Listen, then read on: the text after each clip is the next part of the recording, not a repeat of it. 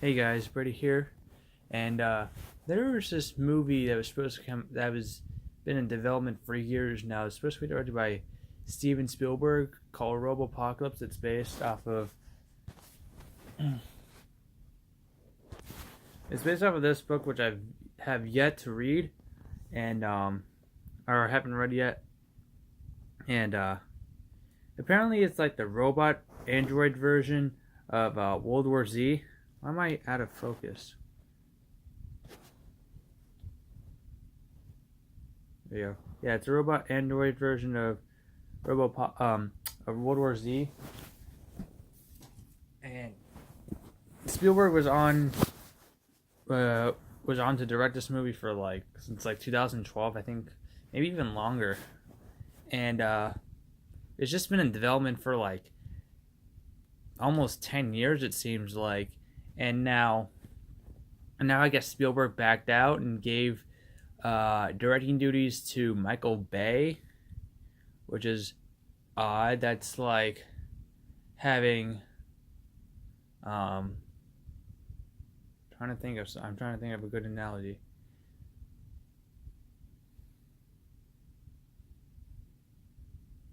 And I guess it's like, hold on.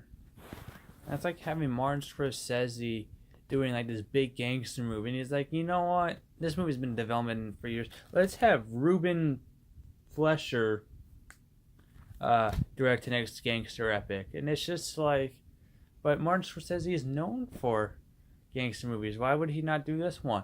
Same with Robopocalypse.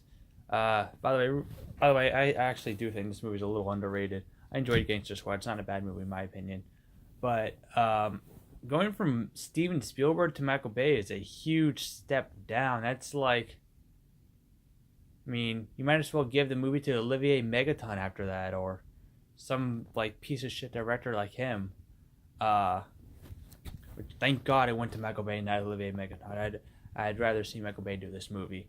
Um, it's just an odd. It's just like, it's considering that Spielberg handpicked Michael Bay to do the Transformers movies. I guess he kind of did the same thing for this movie. Um, I just like when I think of this movie, from like I guess like the set photos that they had, or at least one set photo they had years ago. I was like, okay, this movie's gonna have like that artificial intelligence slash like Minority Report vibe, like early 2000s Steven Spielberg, and that's what I got. That's what I'm getting from like the cover of the book and that one set photo. And it just seems like a Spielberg movie, just because like his name was attached. Like, yeah, this is a Spielberg movie. It sounds like a Spielberg movie. It's gonna feel like a Spielberg movie. This is now a Michael Bay movie, and it doesn't really look like it could be a Michael Bay movie. I feel like it's too smart to be a Michael Bay movie.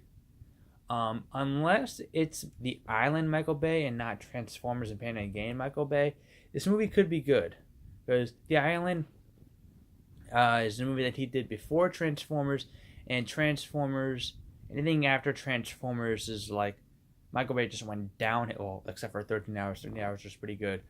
But besides 13 hours, everything after Transformers, the Transformer era of Michael Bay has not been good.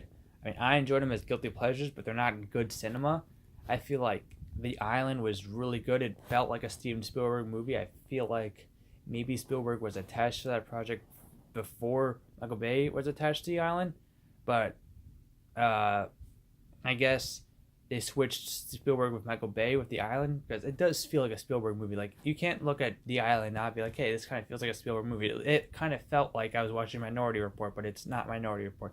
It's a different premise than Minority Report, but it felt like Minority Report in a way. Um, so yeah, if Michael Bay goes the Island approach with this movie, I have hope. If he just makes it like look like his like the next Transformers, it's gonna, I don't know. Um, I'm not as excited for this movie as I was before. I mean, I still want to see this movie. I've been wanting to see this movie ever since it was announced, but hopefully it's not terrible. I'm not hating on Michael Bay. I actually really do enjoy his movies, but I just don't see him doing a movie like this movie. It just doesn't seem like a Michael Bay movie.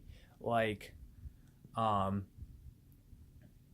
don't know. I feel like this is like a supposed to be like a serious like sci-fi mystery type movie. I don't think Michael Bay has that in him. It's like maybe they should have gotten it to like even Luc Besson. I think could would have been like a good choice. I mean, I don't really like his movies that much. I feel like he would have been like a really good choice for this movie, although he would have made it too CGI-ish and all that.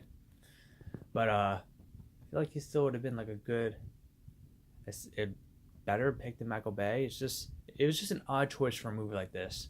And then while we're on the topic of Michael Bay, his next movie, Six Underground, which is being written by the writers of Deadpool and the sci-fi thriller Life, and not the comedy movie Life with Martin Lawrence and Eddie Murphy, because there's also another movie called Life with Dane DeHaan.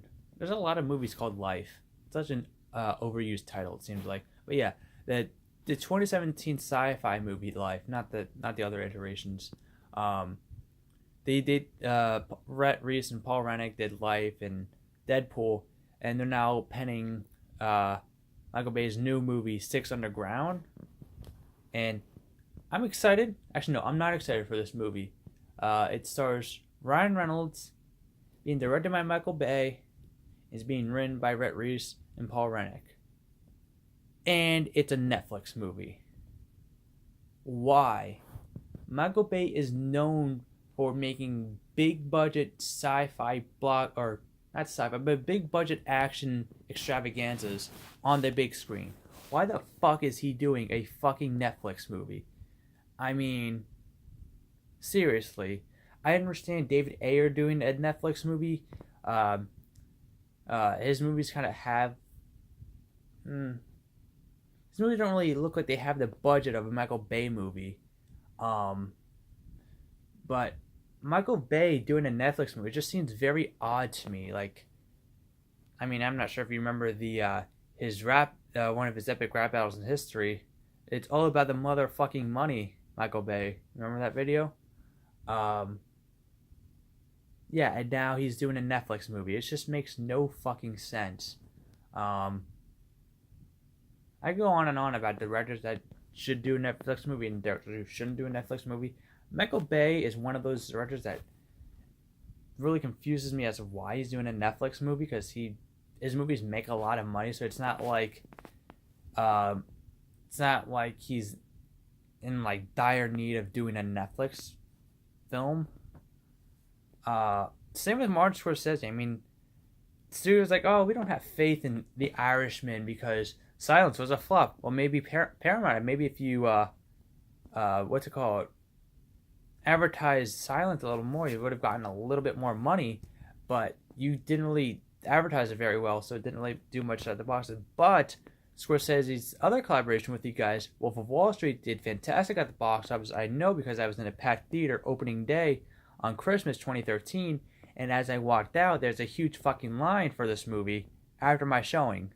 So, Paramount, why did you turn down The Irishman and have it go to Netflix is beyond me. It's a huge slap to the face to Joe Pesci, who's coming out of retirement for this movie. I mean, imagine coming out of retirement like, yeah, this will probably be my final movie before I go back into retirement. And now it's just going to Netflix. That just seems like a big slap to the face of Joe Pesci. I am sorry, Joe Pesci, that your big comeback is a Netflix movie. I mean, the cast alone for The Irishman, what's it called? It has Joe Pesci, Robert De Niro, Al Pacino, and I believe Harvey Keitel. A huge cast. All of it wasted for a Netflix movie. I mean, like, the cast alone is like Avengers level type casting. Like, this cast is perfect. And it's going to Netflix. And it's directed by Martin Scorsese. It's just like, this movie like would make a lot of money in theaters just with the casting, or at least maybe back in the '90s. But still, it would make a lot of money if they released it at the theaters. The fact that Paramount had like low expectations on this movie is beyond me. I mean, I heard somewhere, or I mean, I've read somewhere that they're gonna release it in theaters for like 2 weeks just to get the Oscar, just give it an Oscar or something. I will see it when it releases to theaters. As it's on Netflix, I don't care to watch it. But if it goes to theaters, I'm going to see it in theaters for its brief 2 weeks. Um, but yeah, that is it.